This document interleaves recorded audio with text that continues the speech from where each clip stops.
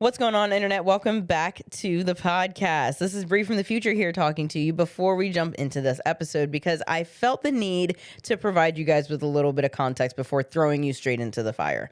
Now, first off and foremost, this is one of my most highly anticipated episodes to record, like definitely in my top 3 professions that I've always wanted to interview. So I've had these questions burning in my brain for a very long time. Now, with that being said, I was a little frazzled in the beginning of this interview just because I'm going to give you even more context here. Ready?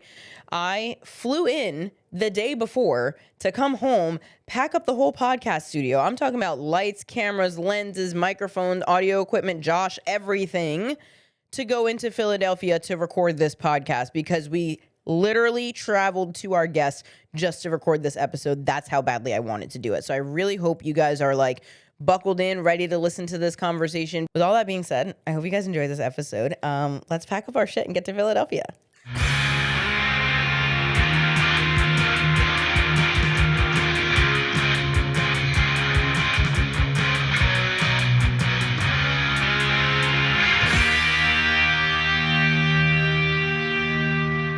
What's up, Internet? Welcome back to the URL vs. IRL podcast. I know I'm going to sound like Bree today, but I'm very excited for this episode. Very, very excited. It is something that we've been planning for quite some time. We are sitting down with one of my good friends, Nicole, who is not only a badass social worker, which we will hear her talk about today, but she is also a big role model for me in social work. Nice job, Casey. Thanks. You literally sounded like me. I could just hand the podcast to you if I'm out of town, and we'll be good. I'll be like, Casey, you got it. Do the intro. You got it. What's up, Nicole? How are Nicole, you? welcome. Thank you for having me. Yeah, absolutely. I'm really excited to talk to you. I'm super excited to talk to you because not only did I know that you were a social worker, but you're also a licensed therapist. And that is something I have always wanted to do on the podcast is talk to somebody who's a licensed therapist because I have so many questions. So I guess to start us off, I'd love for you to kind of just throw us into the deep end. First of all, how long have you been a therapist for?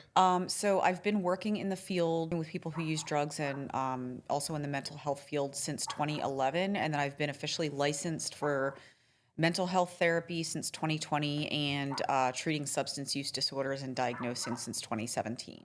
That is a laundry list. I know. Just to specify, yeah. I think my first question for you, I guess, with the long laundry list of things that you have and that you're expertise in, have you ever felt like a sense of imposter syndrome when you're in a space with other professionals? Yes.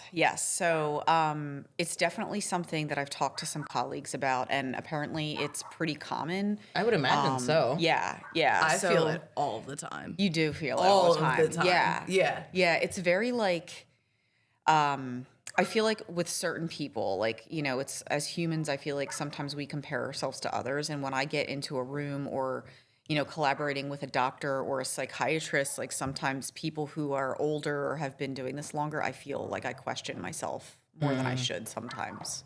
Do you think that that's just because of their like level of how long they've been doing something, or do you think it's just because you're questioning yourself actually? I think it's because of their expertise and like the fact that that's out of my scope, but we still kind of treat the same person. So it's just, you know, things that I don't know, and they may know more about what I do than like what I know about their area of expertise, I guess. That makes sense. I feel like there's also like a level of clout that like comes with certain professions in the field where it's like, oh, you're a lawyer. Oh, you're a doctor. Yeah, like, right. I know when I have to like talk, like when I was working in the court system and was working with lawyers who were prepping me to testify, and I was like, I'm so out of my league. Yeah. Like, and that's where the imposter syndrome hits is like, am I capable to be making decisions in this scope when I'm matched up against these people? Yes. Like, or can they make like, should I do what I know how to do, or should I default onto these people and let them make the decision? Yes. Yes, exactly. Like we can't, like, I feel like it makes you almost take a back seat. Yeah. And when you know that it's like, I know my shit. Yeah. Like, Yeah. The only realm that I would not do that in was when I worked in the methadone world. Yeah. But I feel like in mental health, it's a little bit different.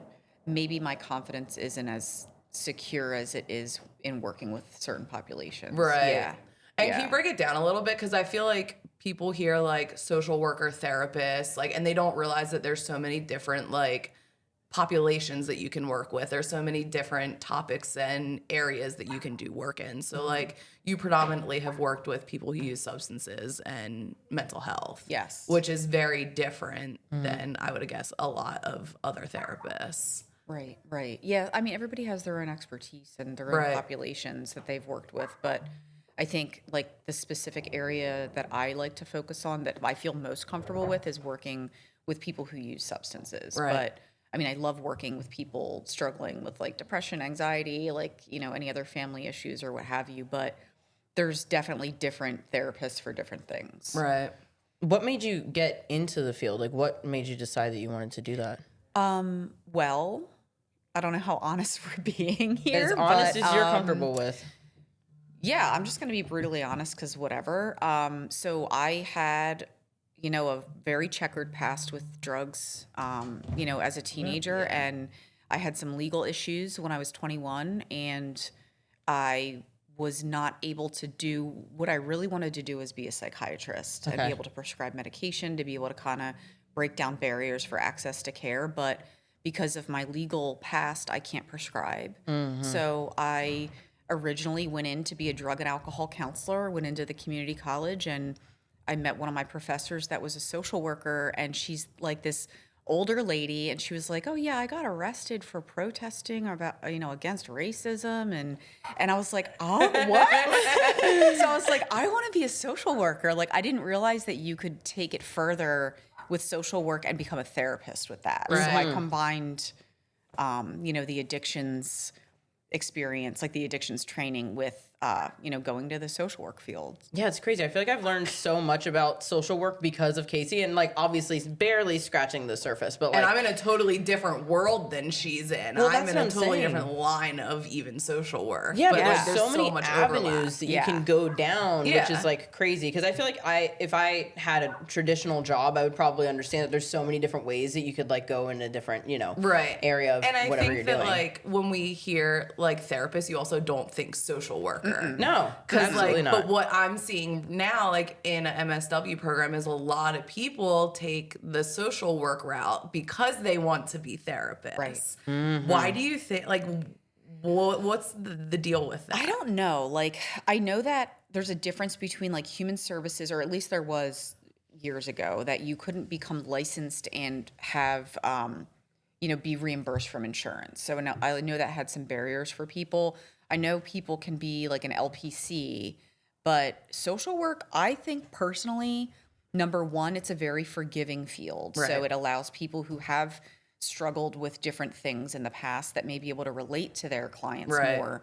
I think that's like attractive to some people. Yeah. But social work, you can bounce around. Like you can work in the jail, you can work with families, you can work with people unhoused, you can work in policy. Right. Like there's so many things you can do if you get burnt out. Right, So, exactly. yeah. I feel like in a traditional psych program or counseling program, it may not have that complete like advocacy, Right. like social system, like kind of perspective that is kind of crucial to doing this work. yeah, it is crucial. The person in their environment. Right. Yeah. Yeah, it's very exactly. You crucial. couldn't have said it better. Like that's the name of my freaking textbook is the person Yeah. in environment. Yeah. You know? So like what are some of like I would say like the models that you use, or like some of like the theories that like you base your work off of, and like the modes that you use? So the most widely, like my whole existence as a social worker, no matter what capacity I'm in, is client-centered care. So the client is the expert. I'm looking at, you know, how can I be supportive, you know, using their strengths. So like a strengths-based model as well.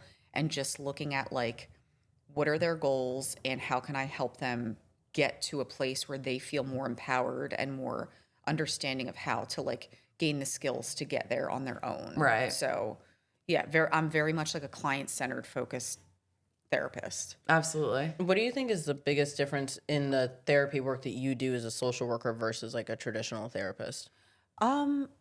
I don't really think that like there's much difference as far as like the clinical piece, like for, like day to day. Like if somebody's an LPC, like I have friends that are LPCs, they're wonderful.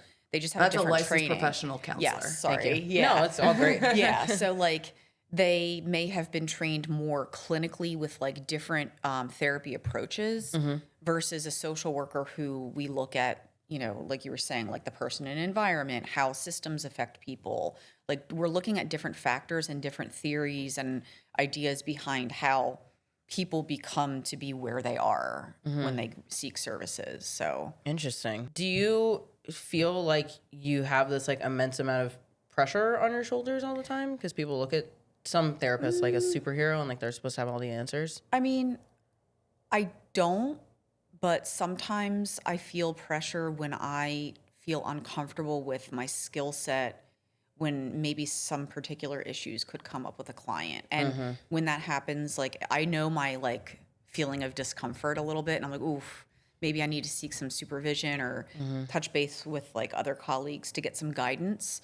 But I don't think at first I did. At first I was like, what am I doing? Like I still have so much to learn, especially when I was kind of just thrown into running groups and doing, you know, individual sessions without too much training because that's what happens in an internship. And that's what social work is. Like It you is. learn by being thrown into the fucking It's deep like end. survive. That's the and it's like, orientation. that is every job in social work I've ever had is like, all right, here's a 2-week training period to learn the database. Yeah. Now you have full set of cases and you need to know Right. what model we use. So like Right. I feel like there's you learn so many, as you go. Yeah, I feel like there's so many jobs that are like that too that you just get thrown into it and people are like, what do you mean? Like you Right. you know, shouldn't have so much more training. I mean, even in my world of work, I'm like we all just get thrown straight into things a lot of the time. So But it's like really in the interesting. case of your world, you guys have little training. A wrong move is made. Someone dies in a car accident. Straight up. We don't have training in the jobs that we do. Someone dies in a crisis or an emergent situation. Like, Yeah. you know what I mean? Like, so like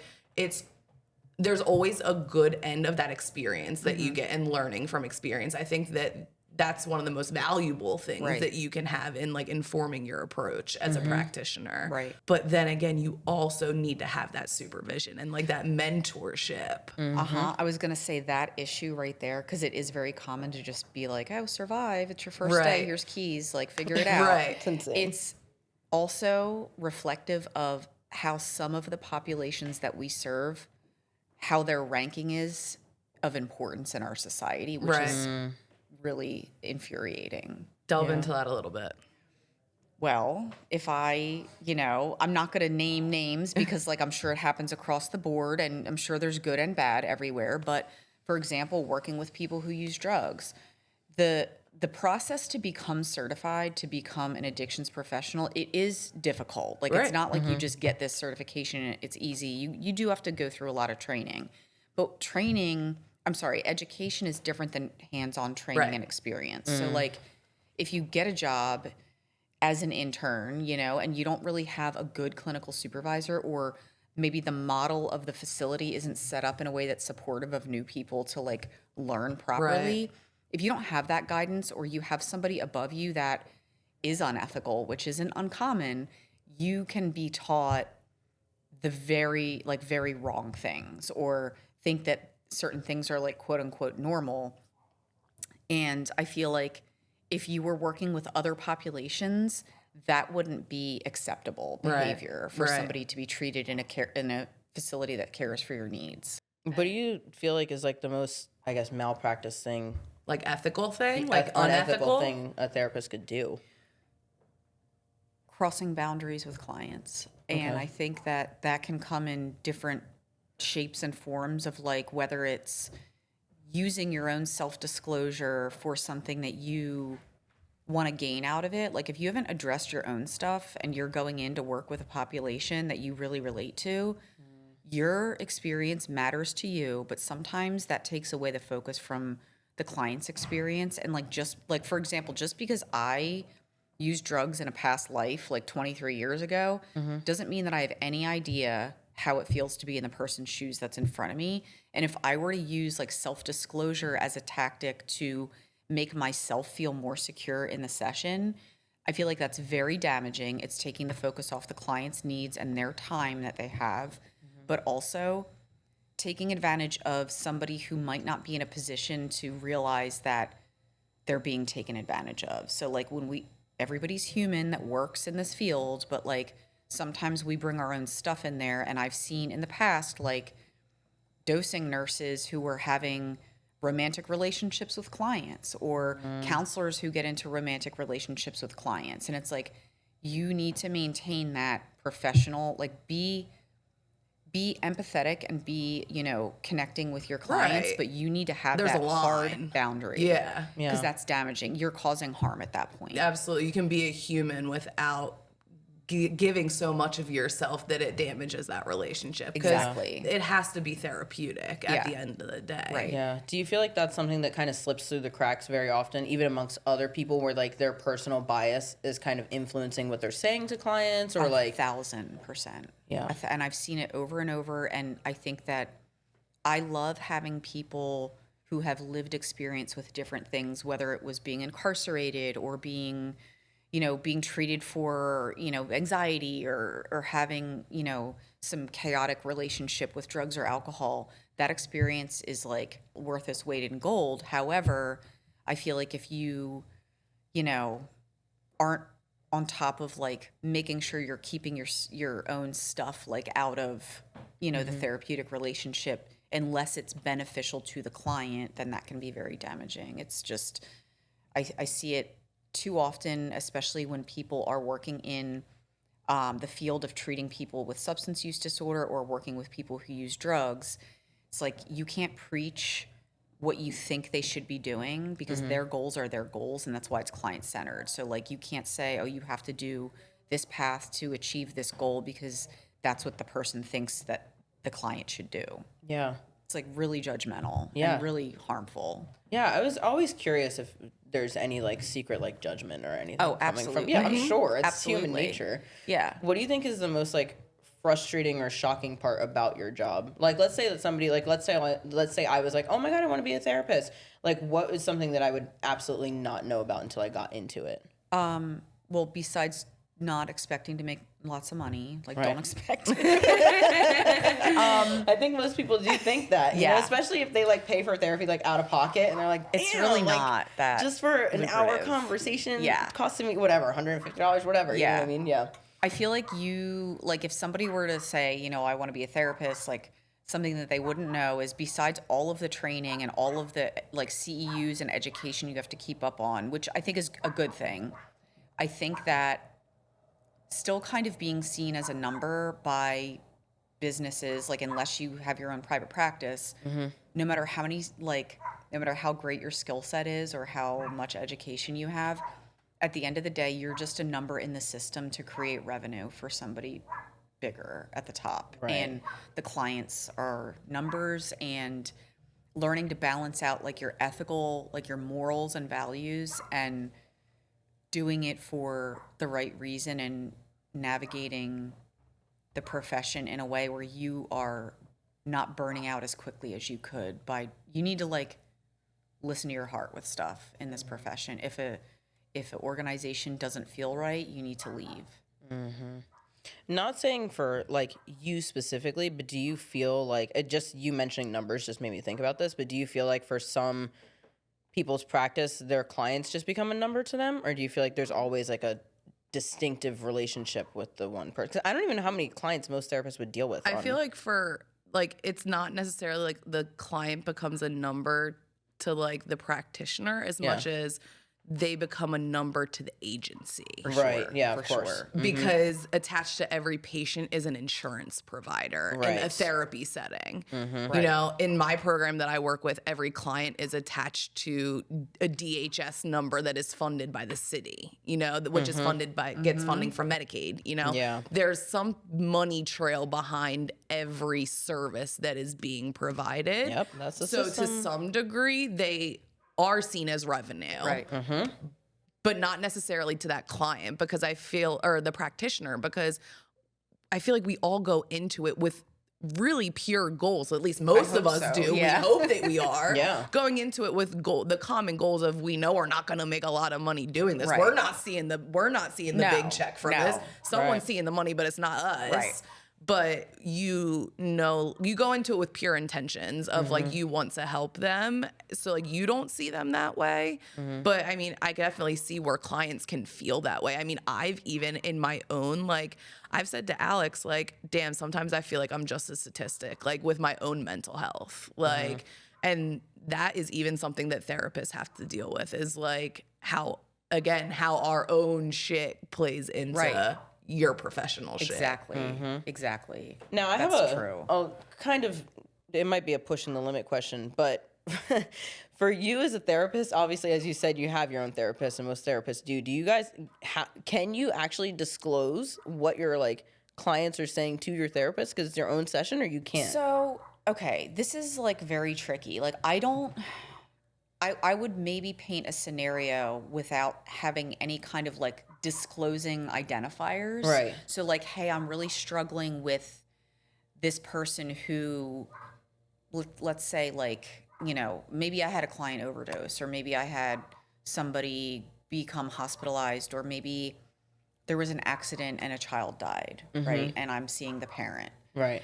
I would discuss a very vague example, like I paint a picture without disclosing any information, Right. and then I would look at how I'm feeling. Like it's less about like, okay, let me tell you exactly what's going on with this person, for my therapist to understand that I'm struggling with some anxiety around it, and like worrying at night and not being able to sleep, or whatever is caused. Like it's more of like focusing on my stuff. Yeah, that So you makes just sense. navigate it in an ethical way. How do you figure out how to turn it off? Like at night when you need to like go to bed? Like how do you clock out at 5?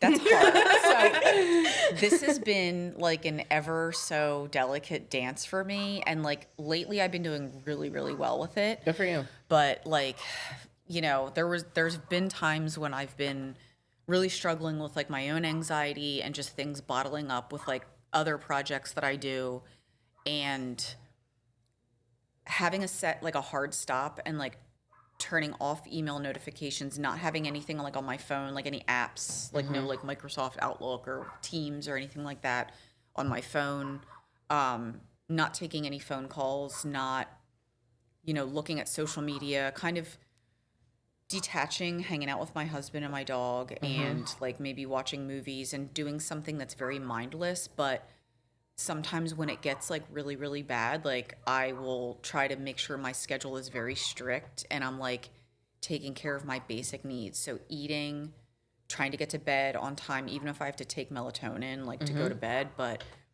if I have to take a step back and like cancel some sessions, I'll do that. Good for you. Yeah. Yeah, that's huge. I feel like that doesn't, I don't know. I would hope that therapists would do that if they need that time for their own, like if they're having their own mental health day. Because I feel like that's probably something that you guys get a little like, I don't know if I'm able to do this or not. Do you ever get like self-conscious about that? Like, damn, I really need this day to myself, but I have to help everybody else. Again, you're like the people's superhero in a sense. Yeah, I have some triggers that are like hard stops for me to take some time off. Like, I love my little darling boy, my dog. He's going to be 19 this week, but like at one point I had 4, and like over the years they have passed, and like I've taken some time off. Like I've taken like a week off and just regrouped, got myself together.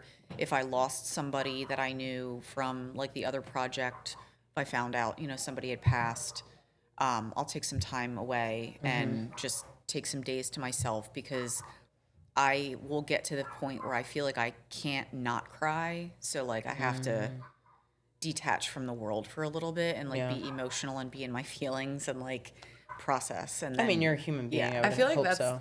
I was gonna say, I feel like that's the common like coping mechanism for like people in our field is like mindless detachment. Yeah. That's it. Like, cause when you interviewed me and you were like, what do you do to like not burn out? And I was like, I doom scroll and watch movies. And you're like, is that dissociating, Casey? I'm like, yes. Yes,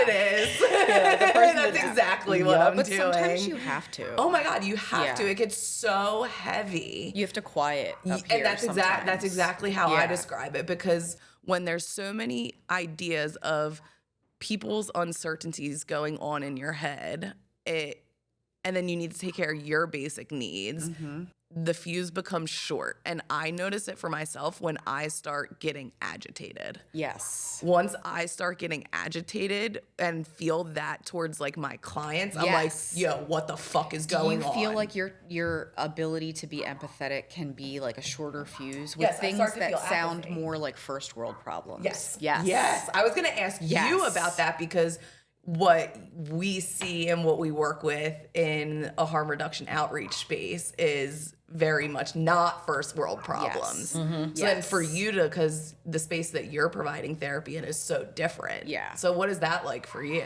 I mean, look, like my clients come from a very different range of backgrounds. Like I love like working with all types of clients. Right. Like sometimes it's refreshing to get like the mom that's, I don't know, like struggling with anxiety Right. that is really like latching onto the coping skills and using them, and we're seeing progress. Sometimes it's refreshing to not be talking about the constant like high assessment scores on the depression screener Right. and people struggling with suicidal ideation, or people struggling with like getting, you know, one day of not like drinking like a giant bottle of vodka. Like Right. sometimes Like high it's acuity. refreshing. Yeah. But I guess like I don't know, I have like a really good mix of people Yeah. right now, so I really enjoy them, but if I'm not right, then like sometimes the people that are more high functioning, I do notice that I tend to have like less like I'm not so much like involved in the session Right. mentally than I Exactly. Yeah, could be. probably not as invested. Yeah. Yeah, that's a good word. Yeah. Yeah. And I feel like you have to, like, the key is like you have to have that self-awareness. Like you Yeah. have to be able to check yourself or have a supervisor that's going to check Yeah. you. Like that's crucial because it's so damaging to a client. It's to very damaging. Continue in operating like Yeah. that. Like it's not going to help them in a therapeutic process. Yeah. They're not going to get to their goals. You're not going to feel good because you know whether a session goes good or Yeah. well when you, You end have that it. feeling. You have Yeah. a feeling and you don't know how to describe it. You're like, damn, I said some shit and it worked Yeah. well. Yeah. Like, Yeah. Speaking of like therapist and patient relationships, you know how people say like, oh, we're not a good match, and maybe they'll just move to a different therapist. Can you kind of give us like a I guess I don't know what your thought would be is if you even have a good match with a client or a bad match, and like how people can kind of determine that a little bit? Yeah, I mean, I would just say like when somebody's looking for a therapist, like they should feel very comfortable with them. They should feel like they're being heard, like they're being seen, they're being validated, but also they're being challenged a little bit based on like the goals. But sometimes there's just a personality, like you can tell mostly right away. I haven't had many clients that weren't a good match, but for me, coming from a therapist, not feeling like a client's a good match, like I work with anybody. I would work as long as they're adults, like I'll work with anyone, but I only have like one stipulation of a population that I refuse to work with because I cannot have empathy. And that's people who abuse animals. So I can't do it. I don't want to work through it. And that's Yeah. my thing. And like, as long as, you know, that's not disclosed I had one client in my past and I asked for them to be taken off my caseload because I couldn't. I was gonna about them. ask how you like even approach that if you feel like you're not a good match with a client. Like, how do you be like, you got to go to somebody else? Yeah. I mean, I would, if it was just like a general, like, say, for example, I had a client come to me and they weren't really motivated, or maybe they really weren't in a good place for them to like engage in the level of depth that our sessions would need to get to for them to see any kind of results. I would just kind of put it back in their court and say, like, you know, where are you at? Like, where do you feel like you're willing to kind of be flexible? Like, do you feel like this is the right time for you to be engaging in therapy? Can you dedicate what you need to do, you know, the time and effort to be able to achieve these goals? Because it's easy sometimes for people to look at the therapist like, oh, they're not a good therapist because I'm not getting better. But sometimes, you know, it's a two-way street with therapy. So sometimes clients can think like, oh, my therapist isn't very good, or I'm not getting anything out of it, but it's how much time and effort they're putting in to like doing things in between sessions, or taking what was talked about during the session and really like processing it and thinking about it, and like trying to utilize the skills and challenge themselves in between the sessions.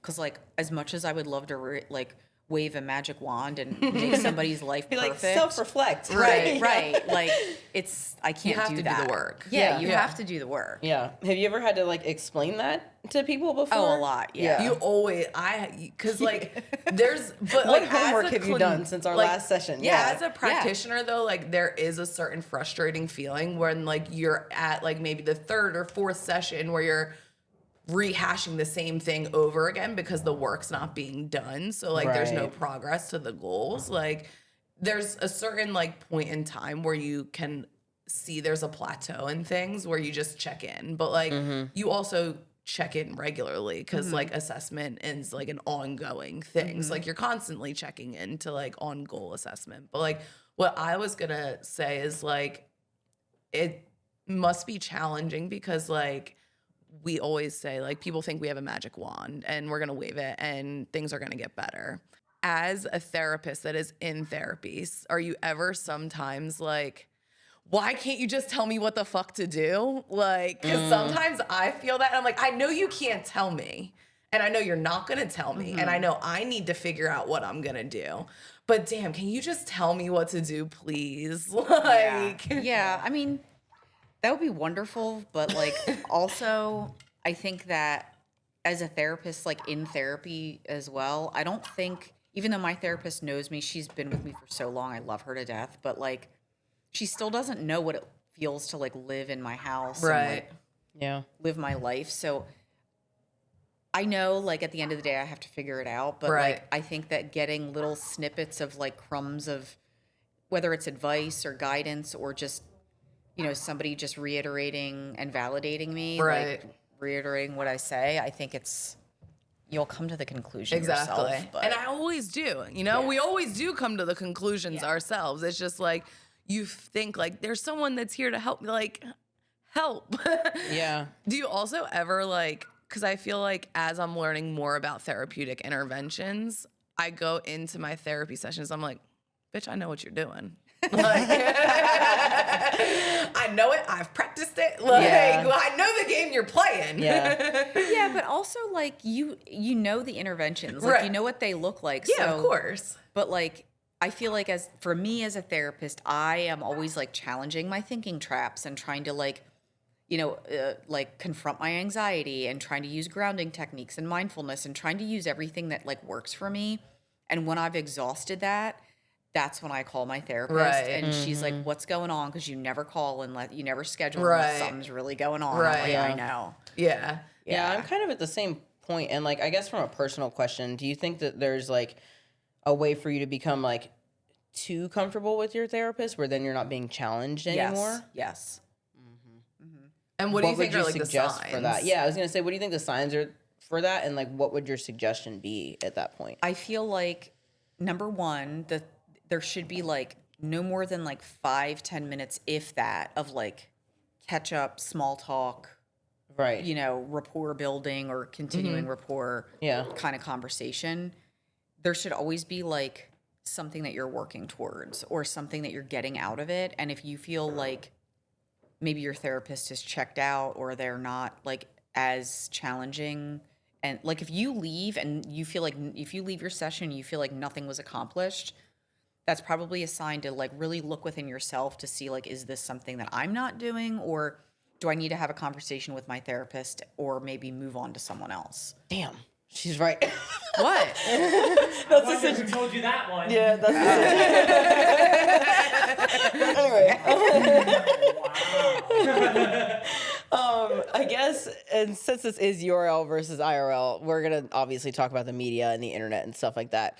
Do you feel like the media, especially in like current day, has changed what people expect from therapy and like what they think therapy is going to look like? Because there's so many like services like BetterHelp and like there's so many like mental health influencers and stuff like that now. Do you feel like that's changed kind of what people expect going in? I don't really know. I mean, I don't really keep up on like a lot of that. Like, I think it's great that there's BetterHelp and, platforms like that. I think that it's been a huge movement with like virtual therapy lately. And I think that's great because it like lessens the barriers to people accessing care, and you could do the same thing virtually that you could do in person. Yeah, and I think it makes it more accessible for some people. Like me, sure. for example, I never know what the fuck my schedule is, and I don't know where I'm going to Yup, be. So there's no way exactly. I'd be able to find someone in my Exactly. area to constantly go to. And I think like the good thing about like things like BetterHelp like that is, and like how people are now like being sponsored by BetterHelp Right. and like promoting it, influencing it, like it's creating a conversation that's normalizing therapy. And Yeah, because now everyone's in therapy. I love that. Yeah. For everyone. Everyone should be in therapy. Like I truly, like I believe that there is a therapeutic intervention that will work with everybody. Like there's something that can fit for everybody. Yeah, I was going to ask, do you agree with that, or do you feel like there's certain like even like personalities or situations and stuff that you're like, maybe this isn't the right avenue for you? I think that the only way that I feel like somebody should not do therapy is if they're not open to it. Right. Like you They're not can't willing. force, which is a whole other conversation Oh, with God, what's yeah. happening here. You can't force someone to be, self-aware or to be working on themselves or to be ready to make any changes. That has to be coming from within, that motivation. And that's honestly like, I just think about like even teenagers and kids that are in therapy, their parents put them in therapy. And I'm kind of like, when I was in therapy when I was young, I didn't get No one that was shit forced out into of my therapy as a session. kid had a good experience. No, I barely wanted to talk to my therapist. I felt like we just sat there and stared at each other. I was like, how is It was school? horrible. That's Like, not. And here's the thing, Yeah. parents put their kids in therapy because they think they're fucking their kids up in some capacity. right. But I feel like once you're like into your, I mean, I know this is my own personal thought, but like I feel like once you finally get into your like 20s, then I feel like that's where it's a really great time because you've developed in your brain a little bit more and you're kind of like, oh, actually I could, get something out of this and actually be open to listening to somebody versus like when you're kind of pushed into it because your parent is sending you and dropping you off and all that stuff. I'm just like, you're my ops. Like my parents Yeah. probably talk to you. You know Right, what I mean? yeah. Like, Well, and also like having any sort of like therapeutic change revolves like around having a good sense of self. And like I feel like you don't have a good sense of self as to who you are until later in your 20s. Yeah. Yeah. Like If to be able to then, be yeah. like at capacity to have that kind of reflection for it to be beneficial or to even you. like your early 20s, finally, you can start even realizing maybe what kind of things you went through that you Right. need to open up about and talk about and like dig into your trauma and stuff. You know what I mean? But also, even as far as like beyond the internet, let's go back to even like movies and stuff. I feel like, in a sense, because of what we see on our screens all the time, like you expect to have like a chase that No. you can lay down. And, like, where's our chase? We're at a desk right No. now. You know what I mean? Yeah. And yeah, I feel like it's just a very interesting way that it's always been portrayed. And then I think also like as we've grown in this world now, suddenly therapy is such a normalized thing versus before it was like, oh, she's in therapy. What's wrong with her? Right, You know what I exactly. mean? Yeah. So I feel like maybe the internet has actually done us some good for once. Yeah, and also like side note, I know some people subscribe to the like not having a reaction on your face when you're doing therapy as a therapist. I am not that person. I'm not that kind of At all. clinician either. I didn't At know all. that. I do Like- teletherapy, so I don't. Yeah. I wouldn't Being- even I will recognize that. not, but I feel like it adds to the relationship. It does. It adds does. to the rapport. I can't And imagine for- a therapist not reacting with their face. I'd be like, do you have any empathy for anything that I'm saying at all? Exactly. It's like I don't know if it's still taught, but like back in the day, like before, I was trained or anything, like I know that there was this like expectation for, certain types of therapists to be very much like not necessarily blank slate, but But like very stoic? emotionless. Yeah. So you can't read, so they seem not judgmental. They say or- it's supposed to reduce bias. right, but like I feel like I'm human, and if somebody Right. feels like they're talking to a human, and I'm like, what? Like in a Exactly. session or like yo, bitch, tell me Yeah, more. right. I need the tea. I wouldn't say that, like, depending on what I wouldn't capacity say that I'm either. in, I but, wouldn't like, ever say that. But yeah, like, yeah, it's like, yo, like, really? Yeah. No way. Yeah. He's Like, so real. yeah, And they're like, really? You're buying into what I'm saying? I will Yeah. tell you more. But it's a way to get people to tell you 100%. more. But it's a normal And that's all you're reaction. trying to get is Yeah. to keep talking. If you're like engaged in the conversation by any means and give a fuck about what the person is saying, I would expect some sort of response or reaction or Yeah. anything. Like I just feel like okay, so I Yeah. don't know. That's crazy, especially because of like the way that I re-entered therapy when I was in my 20s and like the reason that I went back into therapy. Like I think if my therapist hadn't had any kind of reaction, I would be totally thrown off by that. And I think that's exactly what happened to me. I know we're literally getting into my personal shit, but like, I think, sorry, I'm sure you're used to it. It's okay. But yeah, I think that's exactly what happened to me because I switched between like 3 different therapists before I finally found mine because my best friend had passed away. And those therapists that I originally had spoken to, I did not get enough of any kind of like reaction at all. They were like, so what do you want to do to help yourself? I was like, bitch, I don't know. I've never grieved before. Like, what am I, you know what I mean? Right. So yeah, it was weird. I just felt like I wasn't talking to someone. I was like, I feel like I'm talking to fucking Chat GPT. Yeah. Like, you know what I mean? Yeah. So yeah, that like would be that. really weird to not get a One reaction of from my someone. supervisor like That's shocking. always tells me like, because I like sometimes I'll go through my interactions with her and like she always reminds me like you're a human at the end of the day. Like Yeah. you are a human having human interactions. Yeah.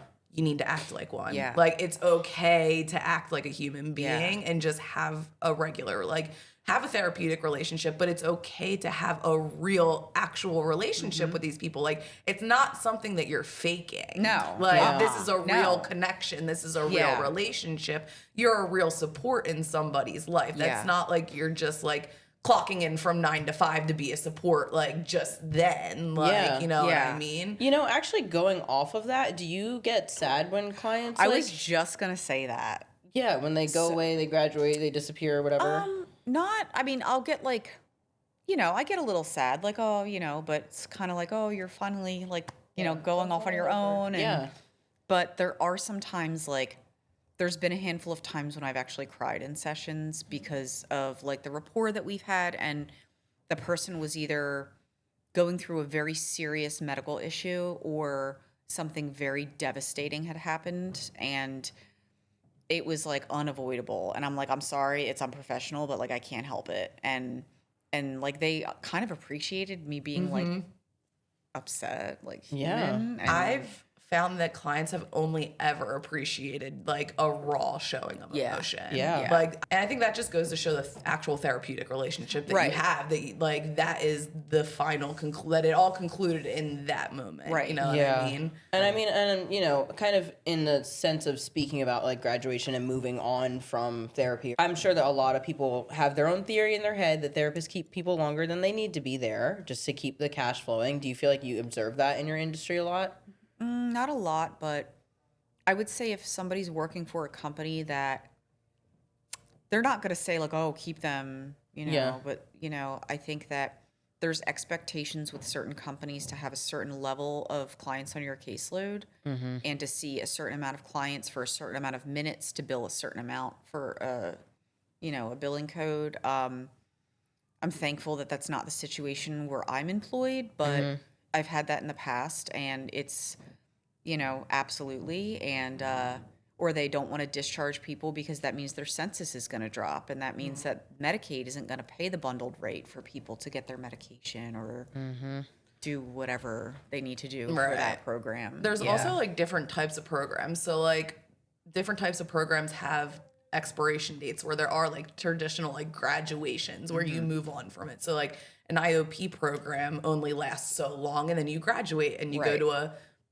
or you go from PHP to IOP. Right. You go from inpatient to PH to P. Like you're graduating from the next steps. Whereas I Right. feel like traditional therapy is more of like a maintenance, like ongoing thing. Yeah. Like while Yeah. there are goals and objectives that you're working on throughout a treatment plan, it's not going to be like, all right, we've got 6 months to work on this, and then your time is up and Right. our Right. time is cut. Like, Yeah. and I think once we get okay with that, like I have an expectation, or like I know that I will have a therapist for a very, very long time. Right. Like Right. I don't expect for this to be ending anytime Right, right, soon. right. You know? So Yeah. like there's no like goal of graduation that like everyone is working towards, you know? Yeah.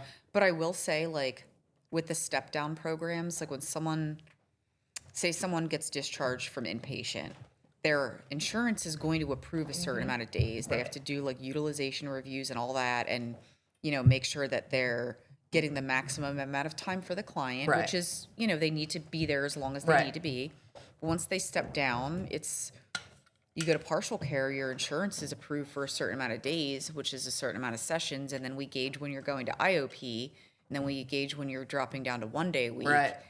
So although, yes, it's gauged on the person's need, there is a component where Right. it's gauged on the insurance. Right. And that's like so shitty. Sucks. It sucks. You mentioned to us in passing before we started recording that you've done both group session therapy and individual therapy. Can you Yes. like touch on that or jump us into that a little bit? Yeah, like, I mean, what do you want to know? I don't know. I mean, I guess I've never done any kind of like community or group therapy before in my life. So like, what does that look like, or I guess what could somebody expect from that kind of thing? Yeah, I mean, so everybody's different. Like every therapist is different, every program's different. But in the past, I've worked they were programs to work with people with substance use disorder, or specifically opioid use disorder is like the primary diagnosis. So people were either prescribed, medication, either methadone, Suboxone. Some people were on Vivitrol, which is another medication to treat opioid use disorder and alcohol use disorder.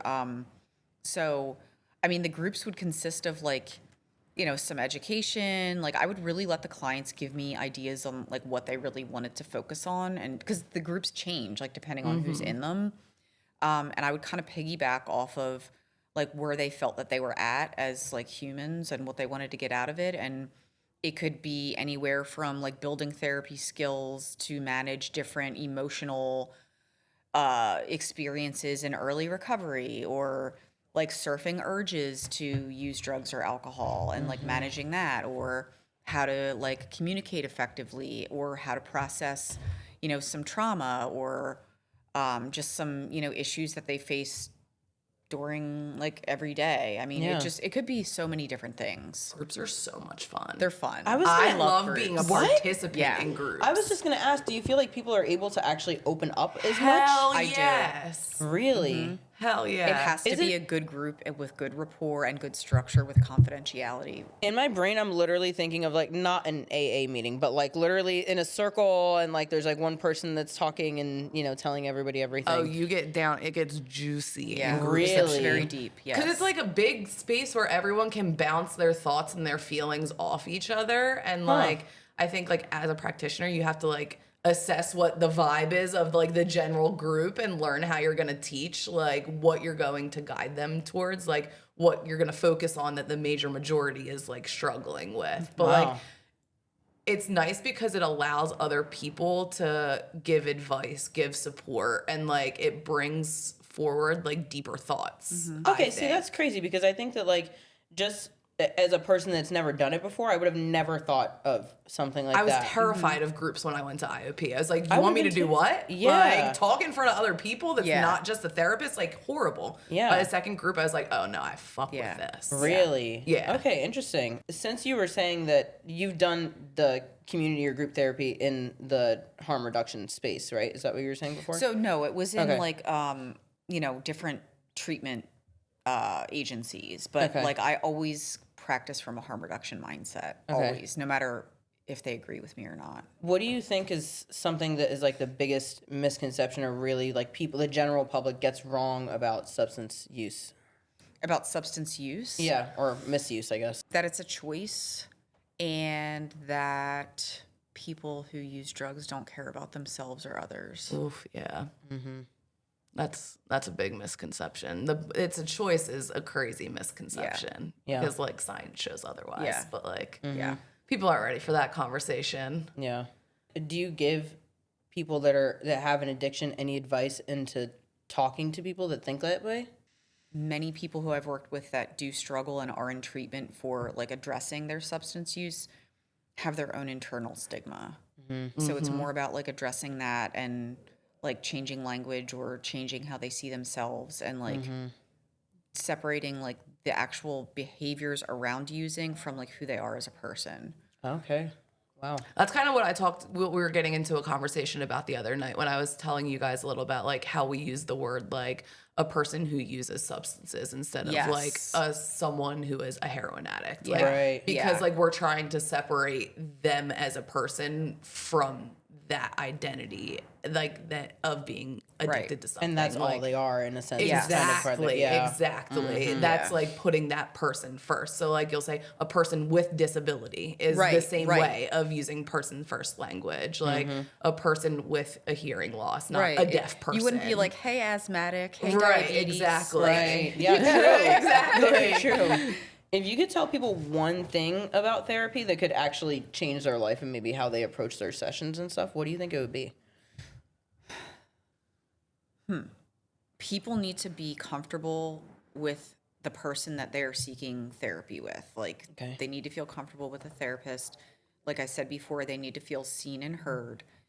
If they feel like it's not a good fit, and it's, you know, sometimes there's like a small percentage of time when someone's like, oh, they're not a good fit because the therapist is actually challenging them and they're not ready, which is okay. Like, everybody's got their own path and their own, like, you know, speed of doing what they need to do for themselves. But like, just because somebody has like these credentials behind their name, or they have like a white coat on and they're a doctor or a psychiatrist or a mental health professional, like, they don't know shit about shit in that person's life. And I feel like people tend to be not intimidated, but lean too much on like what people say who have those roles. And then if the person feels invalidated or they feel like they're not getting what they need, they don't question or they don't give feedback. And like, you're paying for a service. I don't care if it's free because you have funding to get that service. You are the consumer, and like, you have the right to feel like you're seen and heard, and like you're getting good quality care, and like, question authority. Like, it's not everybody knows everything. So I would say that. Hell yeah, good for you. What's the best way for someone to know that therapy is actually working for them? Like, is there anything that you're like, oh, you know what? No, you're doing a really good job with your therapist, or like, this is a really good fit? Yeah, I think that there's several things that could be a factor in that. Like, number one, like, the person would feel more, you know, I mean, like, they're making some small steps towards like what they want to accomplish in therapy. Maybe they're starting to manage anxiety better, or maybe if their goal is to like change their relationship with a substance, maybe they've decreased their drinking or their using or whatever. Or just, you know, feeling like they're more aware of like what's going on with them. They're more aware of identifying when they feel a shift within themselves. Like, any small change is like progress. So, and that's also like a harm reduction tactic for people who use drugs. But like, for people just like living their lives, like, it takes a lot of guts to come to therapy and to like talk about your stuff with someone. And if you don't see like, oh, you know, I'm still scoring really high on my anxiety screener or my depression screener, and like, you know, feeling kind of like overwhelmed or down about it, like, there's still like baby steps that can be identified that where the progress has been made. So like, what I love to do, I love doing this. So when I have a client that's feeling that way, because they're like, how do I know? Like, I feel like I haven't done anything. I don't know what I'm doing. I will literally go back and read their assessment note to them verbatim. And they're like, holy shit, I forgot about that. And they're like, oh my gosh, that did help. Like, to see the progress. Because sometimes you can't identify it when you're in the mix of things. Yeah, especially because I feel like there's probably, I mean, everyone gets a level of comfortability with their therapist, and I'm sure sometimes they like go into a session and are like, damn, I didn't even get to really do what I wanted to do because I just spent so much time like catching them up or explaining a situation or like whatever. And then you're kind of like, well, damn, like, how do I know that this is actually working if I'm just explaining something for too long? You know what I mean? And not really getting, or not feeling like I'm walking away with tools that I need in order to fix something. And then you have to wait a week. You know?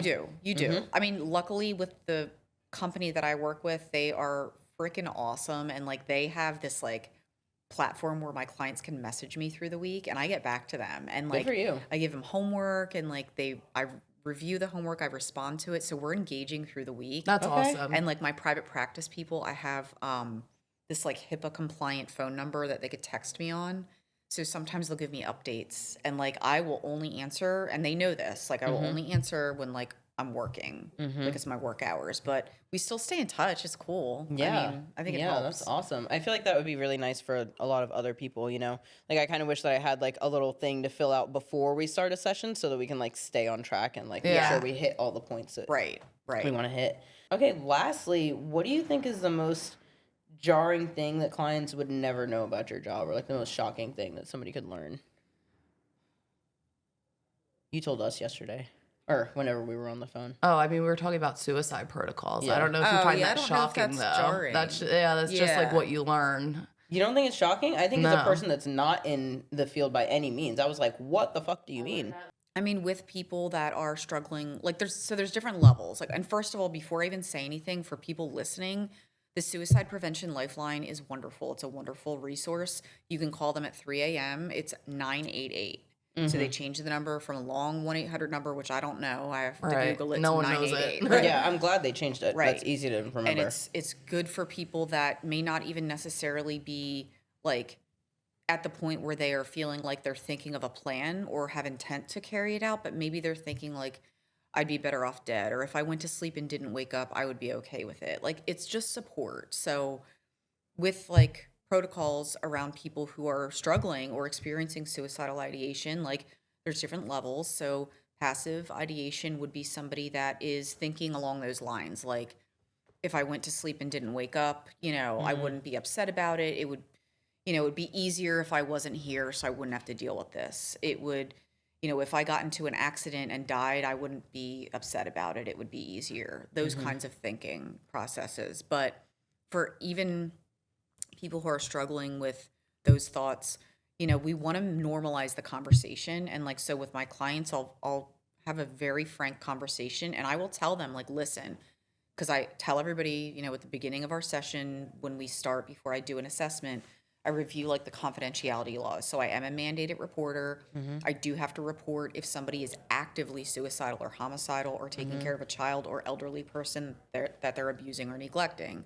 But I explain to them, like, if you are just, it depends what level you're experiencing the thoughts, if you have a plan, if you have an intent to carry it out. And also, like, at that point, I also tell them, we are going to call together. Like, I want them to be included, just as much as I disdain calling CPS, and I've only thankfully had to do it a couple times ever. I try to include the person. So I try to make it like a safe space as possible, but like, we have a protocol of like, okay, let's dive into this. What do the thoughts look like? What are some indicators that, like, changes in mood, thoughts, behaviors that would indicate that a crisis could be brewing for you, so that if that comes up in our therapy, we'll be on the same page? Who can you call that you'll actually tell and put that person down? If you are struggling with like getting to the point of having a plan and you're fluctuating back and forth, what does your plan look like? If it's to take your medication, how do you think that, knowing now that you don't feel that way in this moment, how can we make your environment safe? Yeah, safety planning. Yes. Can Even you just give? hearing those responses, that doesn't like haunt you at night? No, because I'm being there for somebody that's really in a dark place, and like, I feel very grateful that people feel comfortable enough, for the most part, to talk to me about it. But like, we're on the same page. Like, they are humans. They're not made of glass because they're struggling with their mental health. Like, it is their responsibility that, like, hey, if you know that, this is a trigger for you, or you're starting to see the signs and it's 1 a.m., my business hours. Do not wait to text or to message me. Do not wait for me to respond. You carry out your safety plan. Call so-and-so. Call 911. Call 988. What are you going to do to buy yourself a few extra minutes so that you're not going to act on it? And we talk about it. And I feel like for a lot of people, it's very helpful. And, it's giving the ball back to them. And, I mean, people are resilient and people go through that. Like, it's more common than people might think. Super common. Yeah. Yeah. And I mean, I think like what you can pick from that to like know as like a regular human that's not practicing as a therapist and like doesn't have that burden is like knowing the avenues of support that you can provide to somebody, because you have to know your limitations. And I feel like in a situation like you were put in, you were given unreasonable, You were out of your scope, you were out and of that your was scope. unethical for them. Absolutely. But Like, you also, know I what mean, I like, mean? But yeah. like, there are things that you can keep with you, like the 988 number. You can know that. You can, talk to your friends if they ever express any passive ideation to them, hey, let's identify or let's talk about some people that you can call. You know, Well, see, that's the thing too. Is imagine being like just a regular person, and like person A is the person having suicidal ideation, and you're person B, and you're the person like as person B that they would call. Then you're like, what the fuck am I supposed to do? I've never had any training on this Right. kind of thing. You know what I mean? So it's good that people are getting this information, Yeah. and knowing even what the number is to call, and that there's other steps to take. And I mean, you Right. can always like add, like, I'm pretty sure like regular people can take like mental health first aid trainings, like, and like Probably. can take like a suicide prevention training. Like they're offered in community health settings that like, if Also you good ever info. just wanted knowledge about it, like you can just go take a Yeah. course. I'm sure it's online too. Yeah, there's like, lots of websites that you can Yeah. go to for resources. and there's a lot of organizations that like, I mean, even like what's that Trevor Project? Yeah. Like Oh, there's yeah. like Yeah. now like a line like for that like is specifically for people in the LGBTQ community that are experiencing suicidal ideation. Like there's a lot more resources that is available to people that isn't a substitute for getting the actual help that you need, but can Right. at least make things safer. Right. And that's the whole goal. Yeah, I think some people, not everyone, but I think there are like a small amount of therapists that probably get a little freaked out or scared and like, oh my gosh, what do I do? Like, Yeah. I don't want to deal with that. And it's like, I would think you have to expect it. You- Becoming yeah. a therapist, It's like part of the gig. yeah. yeah, but it's like the more you kind of like walk through it and walk into it and just kind of like learn as much as you can.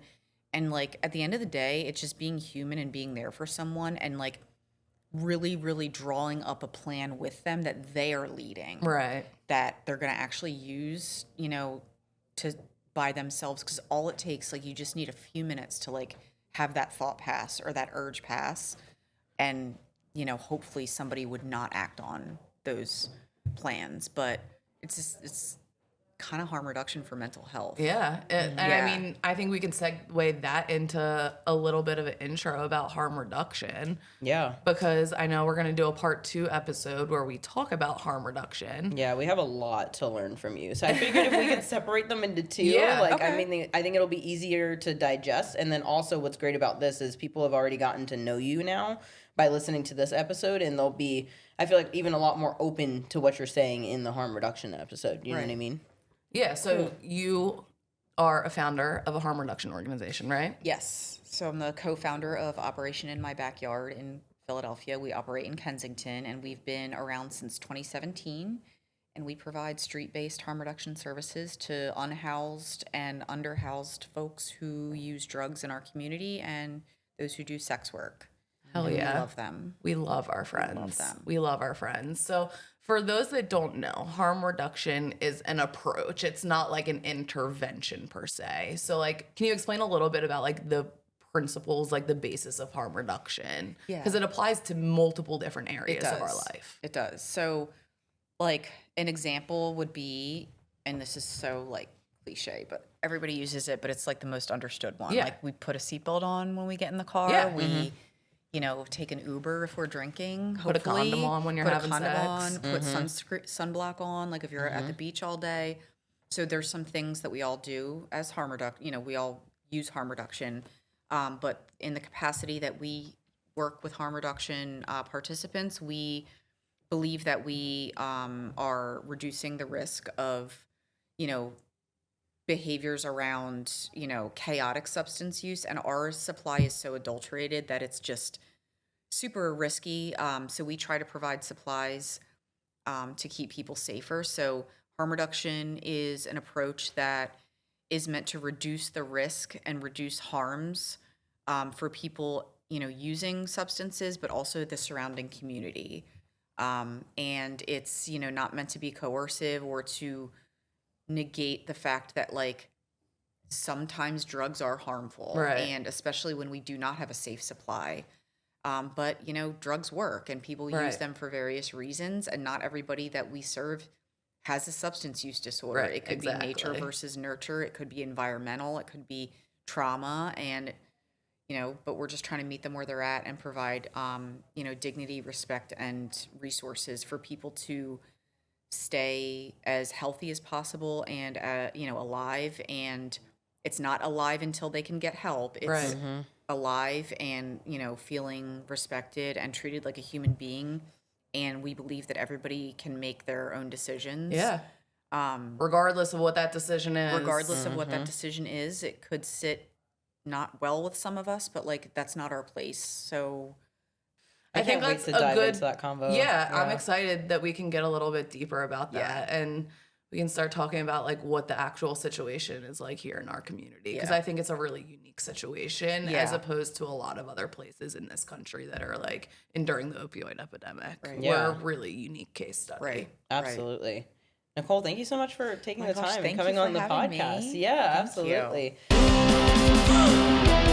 Are you fucking kidding me? No way.